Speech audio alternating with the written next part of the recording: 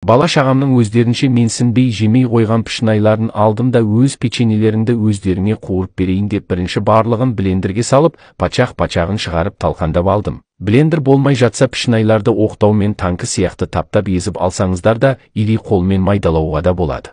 Дәмін сезіп қойып жосып жібердім. Одан кейін кремін дайындауға холодильниктен шеттетіліп, бөлмеде еріп тұрған сары май мен вареная сгущенканы алып, миксермен әбден шайқап араластырып алдым. Дәмі мощный крем шықты. Одан бетер обалденный болсын деп, для прикола 2 қасық қаймақтан да қосып жібердім. Тағы да барлығын жақсылап шайқап алдым да дайын болған кремді талқаны шығып езілген печенелердің үстінен құйып жібердім. Барлығын жақсылап кремі сіңгенше араластырып алып, шұңғыл ыдысқа пищевая пленка төсеп ішіне дайын болған десертімді салып шықтым.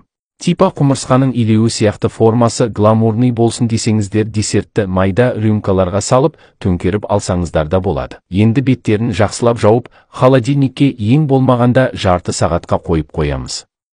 Шыдамсызданып жеп қойып жүрмеңіздер.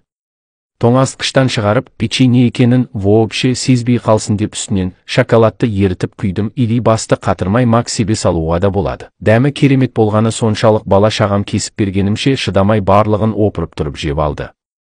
Сіздер де өтпей қалған пішінайларыңызды осылай мен сияқты өткізіп жіберіңіздер. Ха-ха-ха. Видео ұнаса теп-тегін лайктарыңызды аямай басып, менің профилімде тұрған осы қара кнопканы басу арқылы YouTube каналыма да фуг етіп өтіп подписация батырмасын басып, каналыма тіркеліп алыңыздар. Дауысым ұнап. Каналымнан қазақ тіліндегі ең керемет рецепттерді көре аласыздар.